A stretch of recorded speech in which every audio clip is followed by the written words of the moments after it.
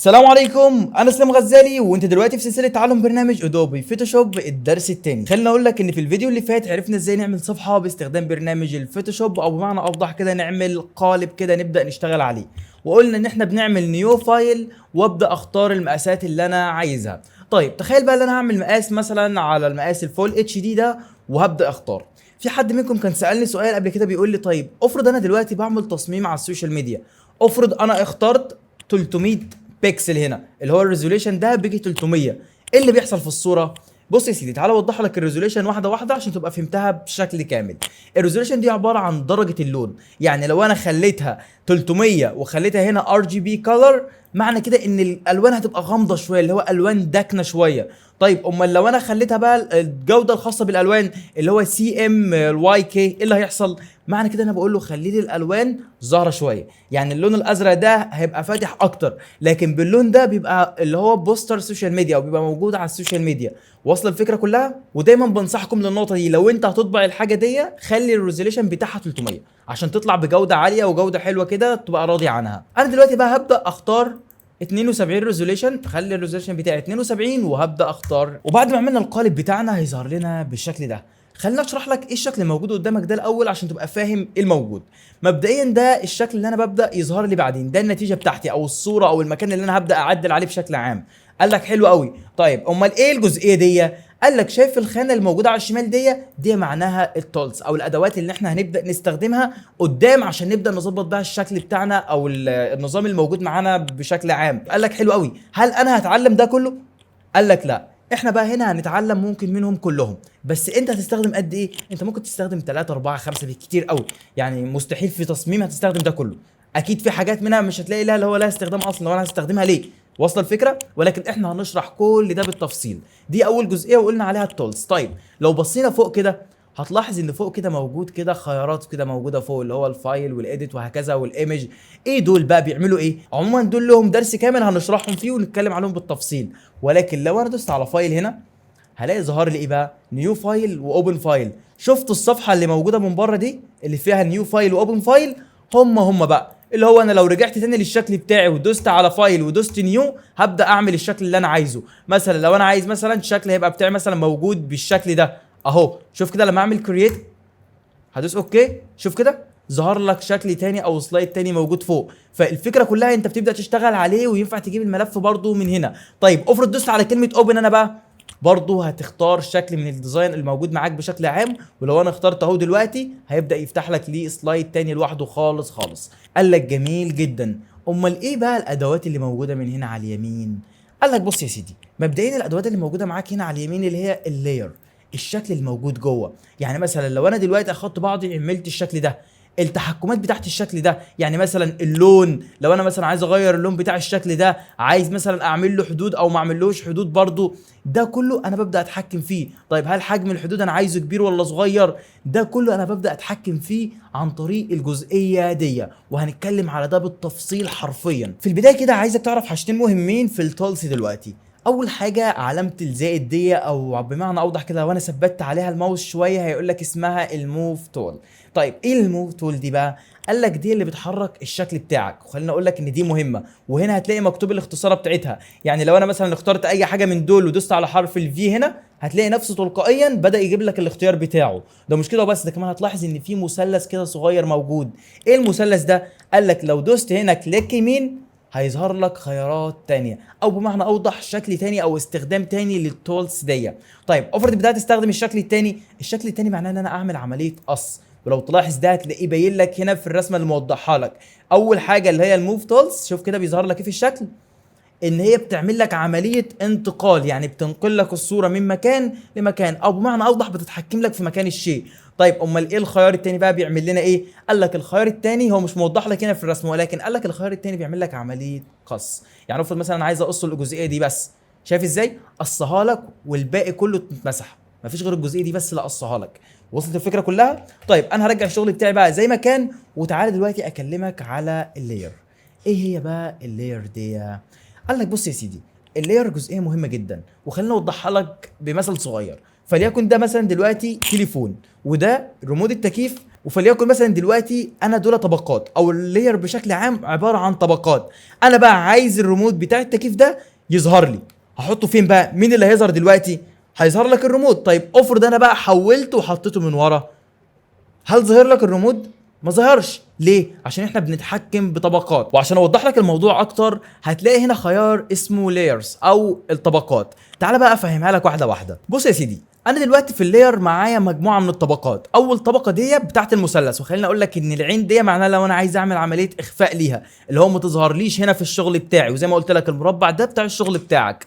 لو انا دوست على العين هنا بقى ايه اللي هيحصل؟ خفاها لي. طيب امال ايه اللاير اللي بعده؟ قال لك اللاير اللي بعده بتاع الدايره اللي كانت موجوده هنا. طيب واللاير اللي بعده قال لك المربع بتاعك. طيب امال ايه اللاير الاخير ده؟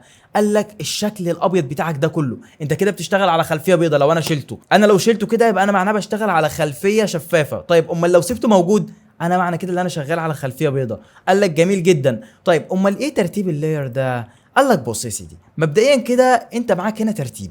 ايه اول شكل موجود معاك هنا؟ المثلث، صح كده؟ وقال لك فعلا المثلث هو موجود اول شكل. طيب امال ايه الشكل اللي تحت المثلث؟ زي ما احنا قلنا دلوقتي اللي هو الدايره. طيب شوف كده بقى دلوقتي، الدايره دلوقتي مين اللي قدامها؟ موجود فوقيها مين؟ المثلث. يبقى هي مستحيل تعدي المثلث. وصل الفكره؟ هي تبقى تحت المثلث. طيب امال ايه اللي تحتيها؟ قال لك اللي تحتيها اللاير بتاع المربع. قال لك فعلا اللاير بتاع المربع اللي تحتيها. طيب افرض انا دلوقتي بقى عكست بقى ده وحطيته فوق، ايه اللي حصل؟ قال لك اللي حصل كالاتي، ان اللاير بتاع المربع ده او المستطيل ده بقي هو اللي موجود فوقيهم وده تحتيهم. وده الشكل اللي بيعتمد عليه برنامج الفوتوشوب، ان انت بتضيف طبقه فوق طبقه. وعلى فكره انا بتحكم في الشكل ده زي ما قلت لك باستخدام ايه؟ عاش عليك قوي قوي، الموف تولز اللي هي بتتحكم لي في الشكل ده. جميل جدا. انا دلوقتي بقى فهمت الجزئيه الخاصه بالطبقات. يبقى انا دلوقتي اخلي بالي كل طبقه هتكون فين. امال ايه جزئيه القفل اللي موجود هنا؟ ولو انا دوست عليه كده ايه اللي هيحصل؟ مبدئيا كده القفل الموجود هنا معناه ان اللاير ده ثابت. اللاير ده انا مهما حصل ما ينفعش يعني اللي هو اعدل عليه. يعني مثلا اصغره اكبره احركه، حرفيا هتلاقيه مقفول. اللي هو ده مقفول عن الحركه بشكل عام. يعني مهما عملت ليه حركه مش هيتحرك. طب تيجي نجرب بالشكل على المثلث. بص يا سيدي، المثلث لو انا دوست على القفل ده او العلامه بتاعت القفل ده، انا معنى كده قفلت المثلث. طيب هل ينفع احرك المثلث؟ شايف ازاي؟ انا اصلا ما جاينيش خيار ان انا احرك المثلث. انا اللي بيتحرك الشكل اللي تحت المثلث اهو. انا المثلث كده ما ينفعش احركه. يبقى معنى القفل ده ان انا اللاير ده ثابت ما بيتحركش. وهتلاحظ ده لو انا فتحت اللاير بتاعي الاخير ده اللي هو اللاير الابيض ده وحركته، شايف ازاي بيتحرك معايا؟ بيتحرك معايا بكل سهوله. افرض اخدت اللاير ده وحطيته في الاول، شاطر قوي قوي، حلوه التخمينه دي. فعلا هو هيبقى مسيطر على كل الشكل لان هو اللاير التوب او اللاير الكبير بشكل عام. قال لك جميل جدا لحد دلوقتي. تعال نكمل بقى شرح باقي اللاير، بس محتاج نجيب صوره. انا دلوقتي هبدا ادوس اوبن هنا واختار صوره اشتغل عليها. فلو مثلا هختار الصوره دي، فعلا هتفتح لي سلايد تاني وهبدا اشتغل على الصوره دي. ولو عايز اخلي الصوره دي مش باك جراوند، الصوره دي دلوقتي ايه مكتوب عليها لو تلاحظ؟ باك جراوند، يعني الصوره دي خلفيه. لو انا مش عايز اخليها خلفيه هدوس على علامه بلس هنا، هيبدا يفتح لي لاير. اللاير ده اللي هيبقى اصلا اوريدي الباك جراوند كده اهو. لو تلاحظ هتلاقي الاسم بتاعها اتغير، ومعنى كده ان الصوره دي مش باك جراوند، ينفع اتحكم فيها زي ما انا عايز. امال ايه اللي هتكلم عليه في الجزئيه دي؟ قال لك بص، اول حاجه معاك الخيار الاول ده وهو الفيل. الفيل ده اللي هو ايه بقى المقصود بيه؟ قال لك المقصود بيه الشفافيه. هل انت عايز الفيل بتاعك شفاف اكتر ولا قليل؟ انت عايز كميه الشفافيه بتاعت الشكل بتاعك موجوده فيه قد ايه؟ يعني كده اول جزئيه ده اللي هو المقصود بيه الشفافيه. طيب امال ايه المربع الموجود ده هنا؟ برضو المربع الموجود هنا من ضمن اللوكال، اللي هو انا بديله امر. انا مثلا هعمل له لوكال بس ايه؟ لحظه كده، لاحظ كده ان انا مفيش غير اللي انا هرسم عليه. ايه ده ازاي؟ يعني لو انا جيت اخدت بعض دلوقتي استخدمت مثلا الفرشه وجيت استخدم اللاير، شايف ازاي الدنيا ممنوع؟ طيب افرض دلوقتي انا جيت مثلا اعمل عليه مثلا اتحكم في الشكل بتاعه والمكان بتاعه هلاقيه بيتحرك. ولكن انا عملت اللاير هنا معناه بقول له اقفله لي من ان انا اديله لون، او مثلا اقفله لي مثلا اللي هو ما يكونش ليه خلفيه، اللي هو ما يبقاش شفاف. واصله الفكره؟ طيب هنا بقول له اقفله لي من الحركه.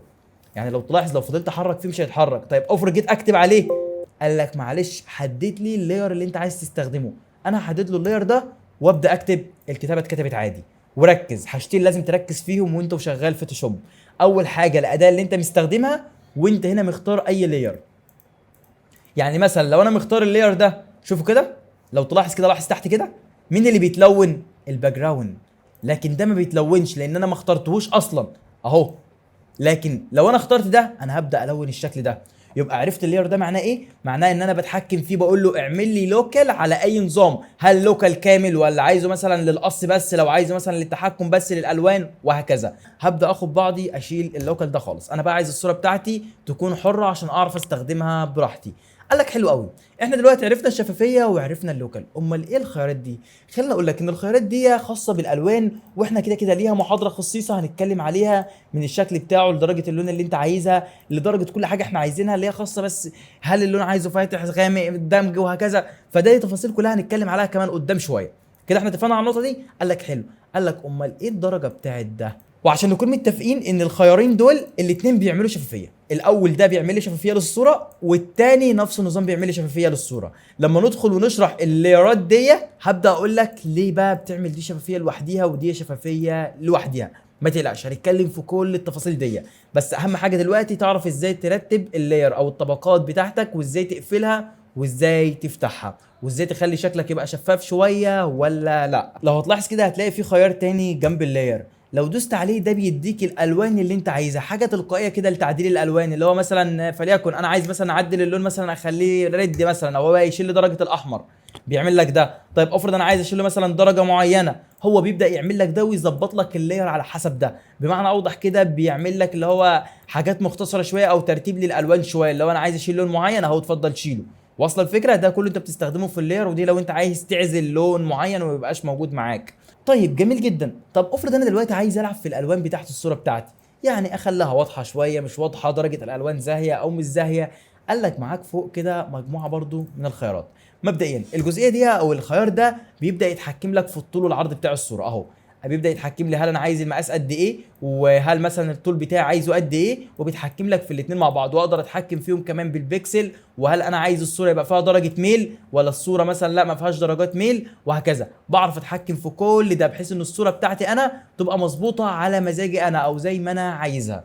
كده اتفقنا على النقطه دي. والخيار ده لو انا عايز اعمل عمليه عكس، ركز كده هتلاقي ان الطيور بتجري ازاي عكس اهو، بتجري عكس اتعكست الصوره. طيب لو انا عايز اقلبها، قال لك اهو الخيار ده بدأ يقلب لك خيار الصوره. قال لك حلو قوي قوي. طيب في خيار تاني لو تلاحظوا هتلاقيه موجود هنا على جنب، ايه الخيار ده؟ قال لك الخيار ده اللاير او الدرجات الالوان اللي انت بتلعب فيها. مبدئيا اكيد معظمنا شاف الالوان دي او شاف الاشكال دي، الاشكال دي احنا متلاقوش هنشرحها كلها بالتفصيل، ولكن لو نجربنا شكل منها واحد بس مثلا وبدات اغير في الشكل بتاعه، لاحظ كده بيتحكم لك في ايه؟ في الشكل الصوره اللي هو الالوان بتاعت الصوره.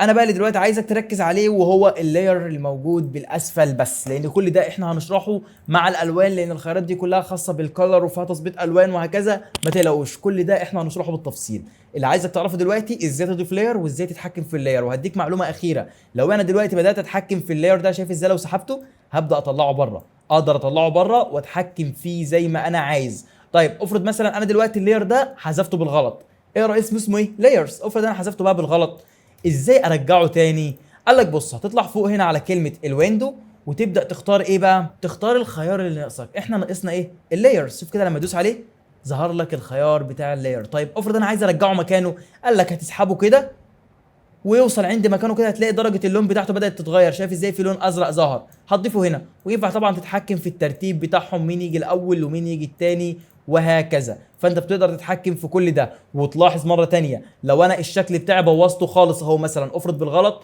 حذفت لك الخيار ده وجيت مثلا اخدت بعضي حذفت لك كمان ده وعملت لك لده حذف وده حذف وحذفت لك كل الاشكال دي، ازاي ارجعها؟ قال لك هتدوس على كلمه ويندو من فوق وتبدا تختار اللاير اللي انت عايزه. طيب انت نسيتهم، نسيت ايه اللي كان موجود، عايز ترجع للنظام القديم. قال لك بص يا سيدي هتبدا تدوس معايا على الخيار ده وبعد كده تعمل ريست اهو بكل سهوله، هيرجع لك الديزاين اللي كان موجود في الاول اصلا، وهيرجع لك كل الادوات زي ما كانك لسه فاتح البرنامج. ويبقى احنا كده عرفنا ازاي اتحكم في اللاير بتاعي، وازاي لو حاجه اتمسحت مني ازاي ارجعها، مثلا لو اتمسح مني مثلا تولز معين او حاجه معينه ازاي ارجعها، وفي نفس الوقت عرفت ازاي اتحكم في الصوره بتاعتي. فما تنساش بقى تعمل لايك وفولو عشان تستنى الحلقه الجايه واحنا بنشرح فيها التولز دي كامله، لان حرفيا فيها تفاصيل كتير وشرح ممتع قوي قوي. وخليني اقول لك ما تنساش بقى تطبق عملي وتبعت لي التطبيق العملي ده على حساب الانستجرام، خليني بقى اشوف شغلك وصلت بيه لحد فين. وزي ما قلت لك دايما المبدأ اللي ماشيين بيه طبق عملي عشان تستفاد. جيب صوره وظبط اللير بتاعها وابدا عدل عليها واعتبر ان ده التاسك بتاعك. ففي انتظار انكم تبعتوا لي، وبجد بالتوفيق ليكم. وفي النهايه خلينا اقول لكم سبحان الله وبحمده، سبحان الله العظيم، اللهم صل وسلم وبارك على سيدنا محمد. السلام عليكم.